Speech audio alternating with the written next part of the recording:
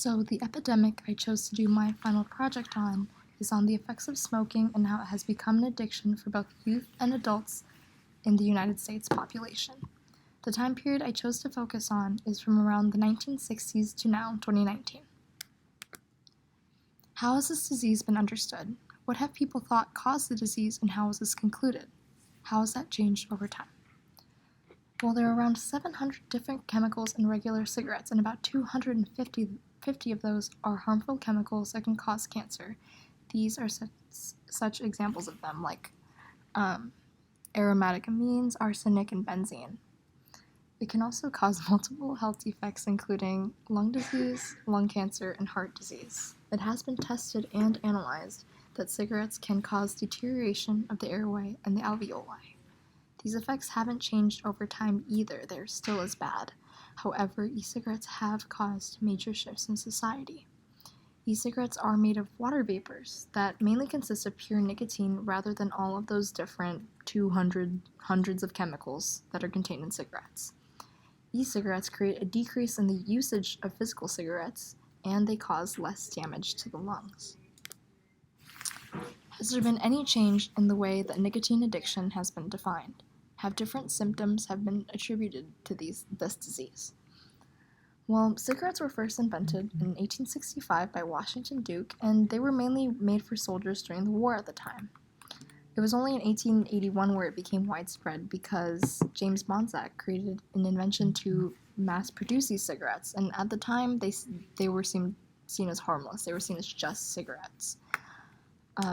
Before the 1960s even, it was still common to smoke cigarettes in public places and inside buildings, for example, hospitals, schools, restaurants, and it was very socially acceptable to smoke around other people just because the effects of secondhand smoke were not widely known or understood. It was not until after the 1960s that there was supporting evidence that smoking cigarettes were harmful to the body, mind, and is a leading contributor for lung cancer. And it's known that cigarettes contain nicotine, and nicotine is a substance that alters the chemical balance of noradrenaline and dopamine in the brain. So taking in nicotine quickly changes these chemicals and causes mood changes, which can create a feeling of relaxation and stress relief. However, after multiple rounds of smoking cigarettes, your body and brain becomes used to nicotine and can become dependent on it. This is seen as a chronic and relapsing disease and is a major issue. How has nicotine addiction been treated by the medical community? What treatments have doctors prescribed, and has this changed in any way over time? Well, before the 1960s, medical communities did not see smoking cigarettes as a serious health hazard. It wasn't until later when doctors noticed that there was a correlation between smoking and the risk of having lung cancer and heart disease. There have been a lot of different treatments or alternatives that doctors have prescribed to help this nicotine addiction disease. For example, cigarette patches, when they were first brought to the market, they were widely used. And then around 2003, e-cigarettes and products like Juuls were brought to the table, and it was seen that e-cigarettes were the most effective and patches were not nearly as effective. Here you can see the different types of e-cigarettes that are available today and compared to the regular cigarettes as well on the left side. Towards the beginning, how has the nicotine addiction been understood or viewed with this society, and has this changed over time? Well, towards the beginning, cigarettes were seen as a social product, and they were used for stress relief and anger relief. It was common for people to smoke anywhere.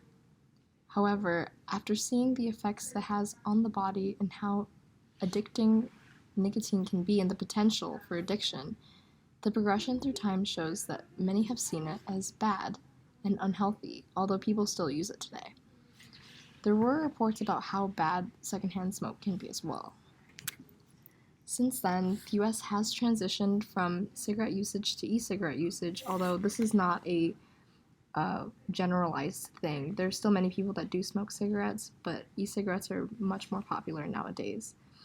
It was shown that in the US in 1965, approximately 42% of adults were current smokers, but around 8 years ago in 2011, less than 20% of adults were smokers. So today, roughly 10.8 million American adults are currently using e-cigarettes. Although it is decreasing in the US, it is still common in other countries and is still an epidemic worldwide. So it is still an issue that we are facing to this day, but with e-cigarettes and other alternative solutions, it can still be